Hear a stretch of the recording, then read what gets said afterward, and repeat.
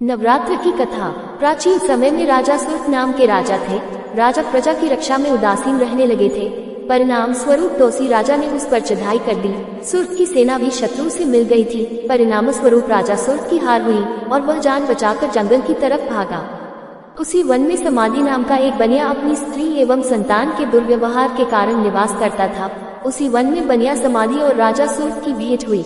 दोनों का परस्पर परिचय हुआ। वे दोनों घूमते हुए महर्षि मेघा के आश्रम में पहुंचे। महर्षि मेघा ने उन दोनों के आने का कारण पूछा तो वे दोनों बोले कि हम अपने सगे संबंधियों द्वारा अपमानित एवं तिरस्कृत होने पर भी हमारे हृदय में उनका मुंह बना हुआ है। इसका कारण क्या है? महर्षि मेघा ने उन्हें समझाया कि मन शक्ति के अधीन होता है और आदि शक्ति की अविद्या और विद्या दो रूप है। विद्या ज्ञान स्वरूप है और अविद्या अज्ञान स्वरूप। जो व्यक्ति अविद्या अज्ञान के आदिकरण रूप में उपासना करते हैं उन्हें वे विद्या स्वरूपा प्राप्त होकर मोक्ष प्रदान करती है। इतना सुन राजा सुर्त ने प्रश्न किया, हे महर्षि, देवी कौन है? उसका जन्म कैसे हुआ? महर्षि बोले, आप जिस देवी के विषय में पूछ रहे हैं वह नित्य स्वरूपा और विश्वव्यापिनी है। उसके बारे में ध्यानपूर्वक सुनो। कल्पांत के समय विष्णु भगवान क्षीर सागर में अनंत शया पर शयन कर रहे थे। तब उनके दोनों कानों से मधु और कैटब नामक दो दैत्य उत्पन्न हुए।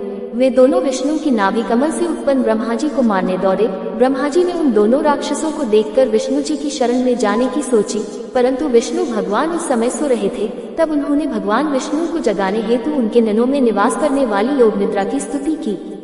परिणाम स्वरूप तमोगुण अधिष्ठात्री देवी विष्णु भगवान के नेत्र नासिका मुख तथा हृदय से निकलकर ब्रह्मा जी के सामने उपस्थित हो गई। योग निद्रा के निकलते ही विष्णु भगवान उठकर बैठ गए। भगवान विष्णु और उन राक्षसों में 5000 साल तक युद्ध चलता रहा। अंत में मधु और कैटब दोनों राक्षस मारे गए। ऋषि बोले, अब ब्रह्मा जी की स्तुति से उत्पन्न महामाया देवी की वीरता तथा प्रभाव का वर्णन करता हूँ, उसे ध्यानपूर्वक सुनो। एक समय देवताओं के स्वामी इंद्र तथा दैत्यों के स्वामी महिषासुर में सैकड़ों वर्षों तक घनघोर संग्राम हुआ। इस युद्ध में देवराज इंद्र की पराजय हुई और महिषासुर इंद्रलोक का स्वामी बन बैठा। अब देवतागण ब्रह्मा के नेतृत्व में भगवान विष्णु और भगवान शंकर की शरण में गए। देवताओं की बातें सुनकर भगवान विष्णु तथा भगवान शंकर क्रोधित हुए। भगवान विष्णु के मुख तथा ब्रह्मा जी और शिव जी तथा इंद्र आदि के शरीर से एक तेजपुंज निकला, जिससे समस्त दिशाएं जलने लगी और अंत में यही तेजपुंज एक देवी के रूप में परिवर्तित हो गया।